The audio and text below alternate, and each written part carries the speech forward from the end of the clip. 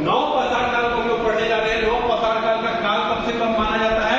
10,000 ईसा वर्ष पूर्व से लेके 3,000 ईसा वर्ष पूर्व इसका काल माना जाता है। नौ पाषाण काल का भारत में जनक किसको कहा गया है? तो नौ पाषाण काल का भारत में जनक जो कहा गया है उनको डॉक्टर प्राइमेज को कहा गया। किसको कहा गया है? डॉक्टर प्राइमेज को भारत में नौ पाषाण काल का जनक कहा गया है। क्यों कहा गया है?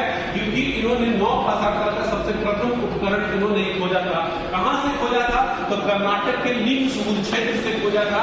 और वहां से क्या खोजा था? तो पॉलीस्टार कुल्हाड़ी का जो है उपकरण खोजा था। ठीक है, अगर हम बात करते हैं नौ पाषाण काल का सबसे इंपॉर्टेंट बिंदु के बारे में कि नौ पाषाण काल को किस काल के नाम से जाना जाता है? तो कृषक काल के नाम से जाना जाता है। कृषक मतलब खेती, खेती काल मतलब खेती की शुरुआत कब से शुरू हो गई? आपकी इसका मतलब है नौ पाषाण काल से खेती की शुरुआत शुरू हुई होगी। तो कहां हुई है सबसे पहली बार? तो सबसे पहली बार पाकिस्तान के बलूचिस्तान प्रांत में मेहरगढ़ एक जगह है, वहां से कृषि का प्राचीनतम साक्ष्य मिला है। अब सर वहां से कृषि का प्राचीनतम साक्ष्य मिला है, वहां से किस चीज की कृषि का साक्ष्य मिला है? तो गेहूं और जौ का 2 या 3 दाना मिला है। ठीक है, अगर हमको खेती करना है तो हमको वहां पर रुक के खेती करना होगा। रुक के खेती करना मतलब हमको वहां पे बसना होगा। यानी कि सबसे पहली बार अस्थायी बस्ती का प्रमाण कहां मिला है? ये भी आपके मेहरगढ़ में मिला है, क्योंकि खेती वहीं पे शुरू की जा रही थी। तो प्राचीनतम बस्ती का प्रमाण कहां मिला है? आपके मेहरगढ़ से ही मिला है। ठीक है ना। अब देखिए इस समय खेती कर रहे हैं तो जुताई के लिए हमको पहिया भी चाहिए। तो पहिए का भी आविष्कार किस काल में हो गया था? आपके नौ पाषाण काल में हो गया था।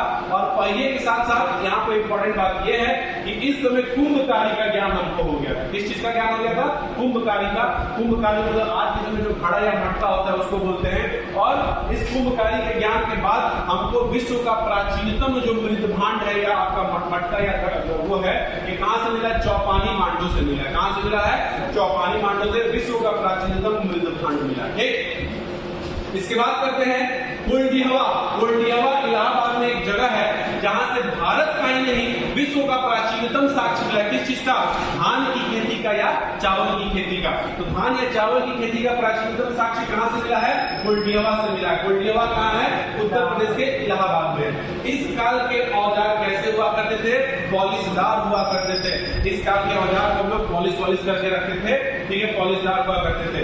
इस काल का एक मुख्य विशेषता ये रहा है, इस समय बुर्ज होम बनता था। बुर्ज होम का मतलब होता है गड्ढा करके उसके ऊपर ये लोग छतरी बना के रहते थे। और उस बुर्ज होम में, ये बुर्ज होम हमको कहां मिला? इस प्रकार का बुर्ज होम कहां मिला है? कश्मीर में मिला है। और इस कश्मीर में बुर्ज होम से ही एक हमको साक्ष्य मिला है कि मानव के साथ पालतू जानवर कुत्ते को दफनाया गया है। यानी कि कुत्ते को दफनाए जाने का साक्ष्य कहां से मिला हमको? बुर्ज होम से ही मिला है। और the most important point of this नौ पाषाण काल इज व्हाट कि सबसे ज्यादा नौ पाषाणिक स्थल का उपकरण कहां से मिला है? तो अपने बिहार से मिला है। अपने बिहार में कहां से मिला है? तो चिरांद से मिला है। कहां से मिला है? चिरांद कहां है भैया? सारण जिला में। ठीक है, तो चिरांद से नौ पाषाण काल का सबसे ज्यादा हड्डी का औजार पाया गया है। ये कुछ इंपॉर्टेंट फैक्ट है किसके? नौ पाषाण काल के। अब इसका एक हम चार्ट बनाएंगे, स्थल लिखेंगे, राज्य लिखेंगे और वहां से क्या पाया गया है वो लिखेंगे। ठीक है, थैंक यू।